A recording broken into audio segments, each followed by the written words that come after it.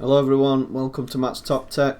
Today we're going to be cleaning a PS4 just to show you how important it is to make sure your consoles are cleaned out regularly because of all the dust that can build up inside. So stay tuned guys.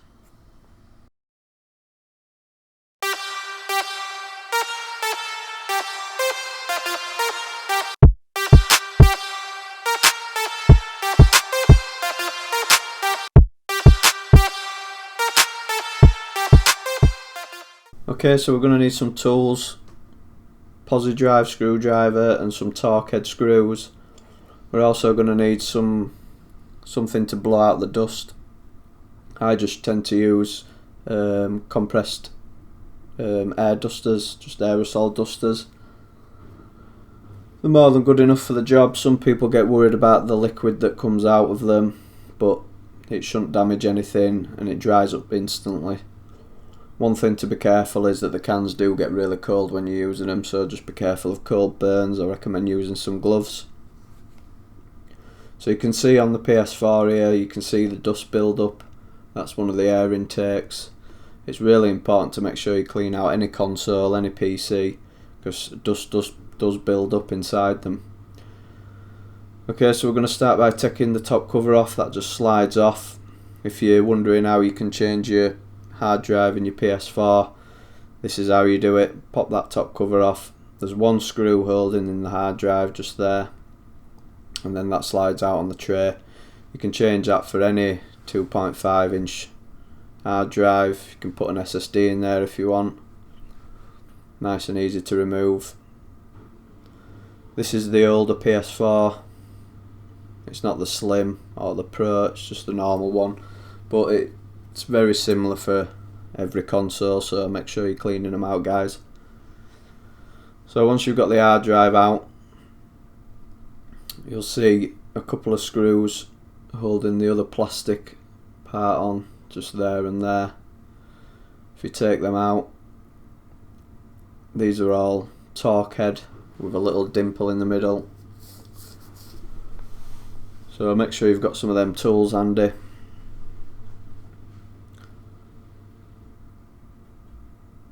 Make sure before you start doing this you remove any discs. Make sure you take off the power, and also make sure that you've got some sort of anti-static band on, because you can damage things if you touch something from the static discharge. So on the back you'll notice some covers that are over the screws, and yes, you will void the warranty by doing this, but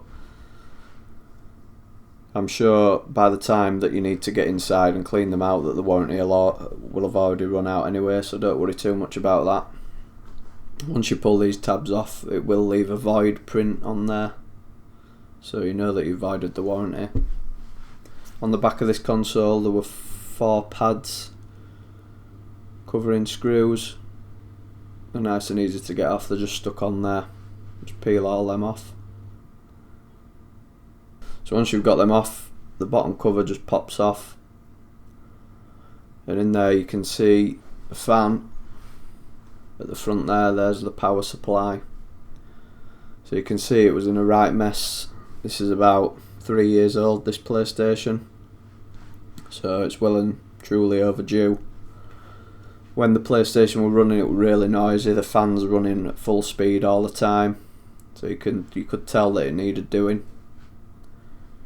The dust build up in there were just stopping any sort of airflow.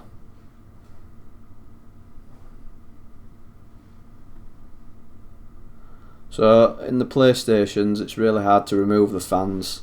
You can't actually get them out like you can on like old laptops and stuff like that. So just to get it a bit easier, because it blows air through the power supply as well, we're just going to remove the power supply. That's the brick at the front. So there's 4 or 5 screws holding that in place.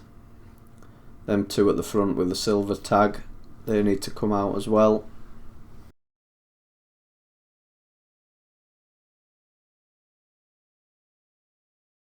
Again, these are torque screws.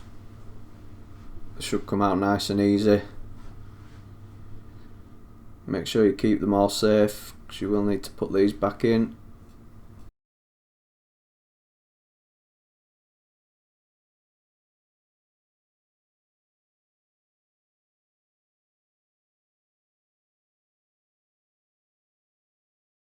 Sometimes the tags can make it a little difficult to get them out.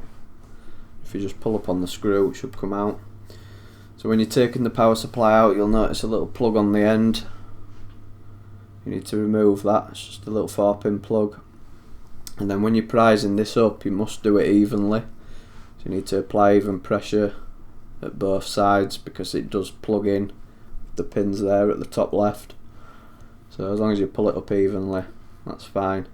Now, because the fan blows through the power supply, it was quite dusty in there as well, so you will need to clean that out as well.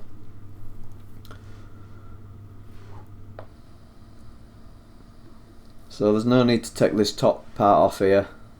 That does unclip, and if you do want to take the motherboard out, you can remove that top plate, remove them 2 brackets there that's holding the heatsink on, and then you can take the motherboard out, but you will need thermal paste if you're doing that. So I don't recommend it unless you've got some thermal paste lying around. You're best off just cleaning out the fan best you can, really. So it's best to do it outside, but as you can tell, the good old Great British weather wasn't very good, so we just stood at the doorstep and used the duster to blow each fin out. Just try not to let the fan spin while you're doing this. Try and hold it still. Don't let it spin out of control. You could damage something. Just get in there, blow it out the best you can, get as much as you can out. Same for the power supply, make sure you blow all that out inside there, because like I say, it does blow through it.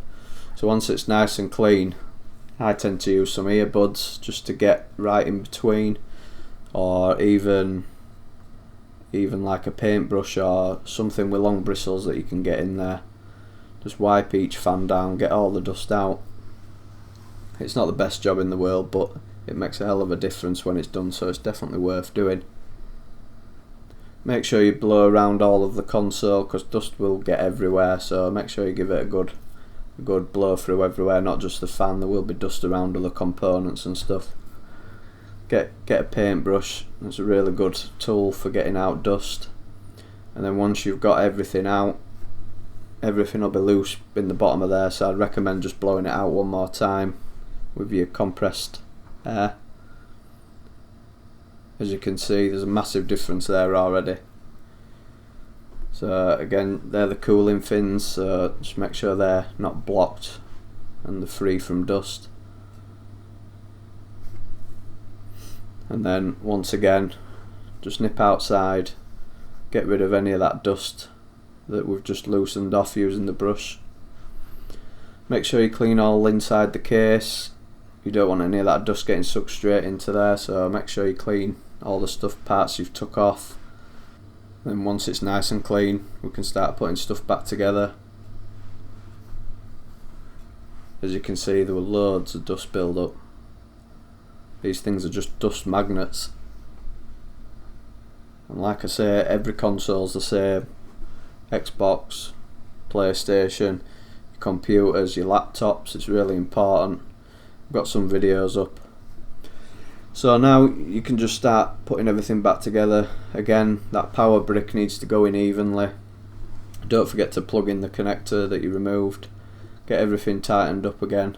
Don't over tighten things, just so it's nice and snug. It all goes back nice and easy. You shouldn't have to force anything back. Get that back plate back on. Clean out all the ports as well, because they do tend to get quite dusty. Just again, use a hard brush. The case just clips back on. Don't forget to put the screws back in place that were there. Should be nice and straightforward. It's just exactly the opposite as it was taking it apart. As you can see, there's a massive difference. Just getting rid of all that dust looks so much better. It should work a lot better as well. Make sure you put your hard drive back in, and that just secures into place with that one screw that you took out. The bottom case just clips over, and then there's the screws in the back where we took the tags off. You can put the tags back if you want, it just keeps it looking nice and tidy, but they don't need to be on there.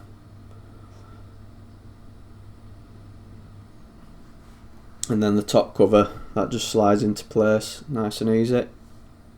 I hope you found this video useful, guys. If you did, please like and subscribe. Leave any comments in the description below. And as always, thanks for watching, guys. We'll see you in the next one.